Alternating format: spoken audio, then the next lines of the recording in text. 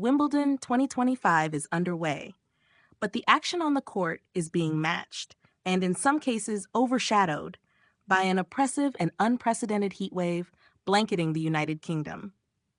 As tennis fans from around the world poured into the All England Club in London for the tournament's opening week, they were met not just with top-tier matches, but with sweltering temperatures that climbed well into the 90s Fahrenheit, unheard of for early July in Britain.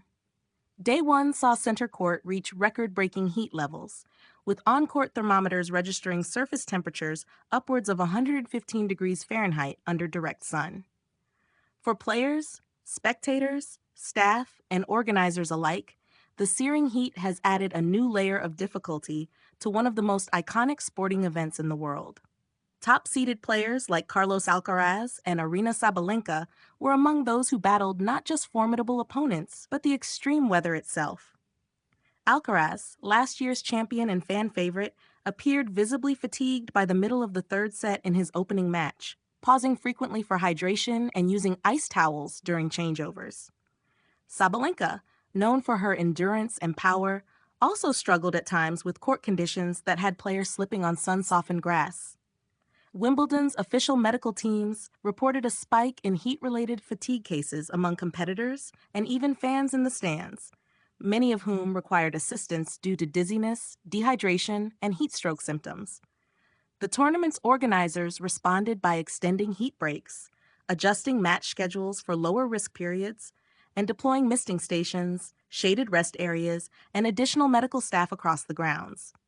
For many longtime Wimbledon watchers, this year marks a turning point. Historically, the tournament has been known for its mild, even rainy conditions, with umbrellas as common as rackets. But as climate change continues to drive global temperature extremes, even tradition-bound events like Wimbledon are being forced to adapt. Scientists from the UK Met Office confirmed that the heat wave gripping southern England is the result of a prolonged high-pressure system combined with elevated global sea surface temperatures, trends that are becoming increasingly common in summer months. The timing is particularly alarming, given that British infrastructure, including many sports venues, is not built to withstand prolonged heat of this magnitude. Grass courts especially are highly sensitive to weather. Under extreme temperatures, the turf becomes dry and brittle, increasing the risk of player injury and affecting ball bounce in unpredictable ways. Groundskeepers are now watering courts more frequently and rotating matches between shaded and open-air courts to preserve conditions as best they can. In post-match interviews, players didn't hold back. Alcaraz admitted the heat changed everything about his game strategy, forcing him to be more conservative and shorten rallies to conserve energy. Sabalenka noted that her usual endurance-based training wasn't enough to fully prepare for the conditions she encountered on court. Several players have called for additional rule changes to accommodate extreme weather, including longer rest periods, optional indoor transitions for select matches, and clearer heat policies to prevent medical emergencies.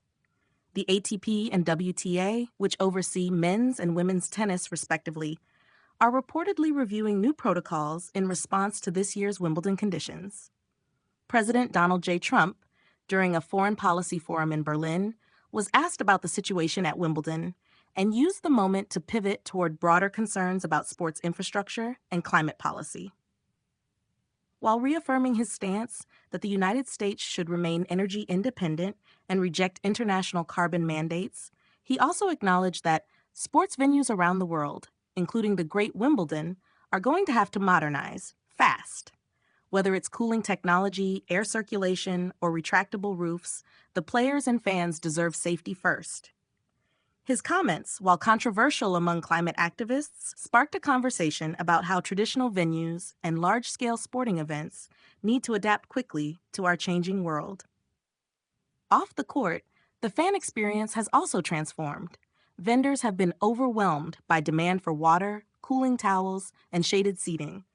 Wimbledon organizers began distributing free water and electrolytes after several fans fainted during Monday's early matches. Attendees were urged to wear light clothing, apply sunscreen regularly, and seek shelter during peak heat hours. Despite the discomfort, the passion of the crowd has not waned. British hopeful Emma Raducanu's return to center court was met with thunderous applause, even as spectators fanned themselves with paper programs and retreated to shaded pavilions in between sets. Behind the scenes, environmental advocates and sports sustainability experts are calling on Wimbledon and other major global tournaments to take bold action, not just in response to this heat wave, but to prepare for a future where such conditions are no longer rare. That could include updating facilities with green roofing, expanding tree cover, investing in cooling infrastructure, and partnering with climate scientists to build more resilient and adaptive environments for competition. Wimbledon's leadership has acknowledged these concerns and says it is working with environmental engineers to develop a long-term climate adaptation strategy. As we head deeper into the tournament, one thing is clear. Wimbledon 2025 is not just a showcase of tennis excellence. It is a glimpse into how even the most storied traditions must evolve under mounting environmental pressures. The heat has not only tested the limits of physical endurance, but it has also exposed how vulnerable global sporting institutions are in the face of accelerating climate extremes. Whether this moment spurs action remains to be seen, but for now, the world is watching as players push through scorching conditions in pursuit of glory on the grass. We'll continue to follow every serve, every upset, and every headline coming out of SW19. Stay hydrated, stay cool, and stay tuned.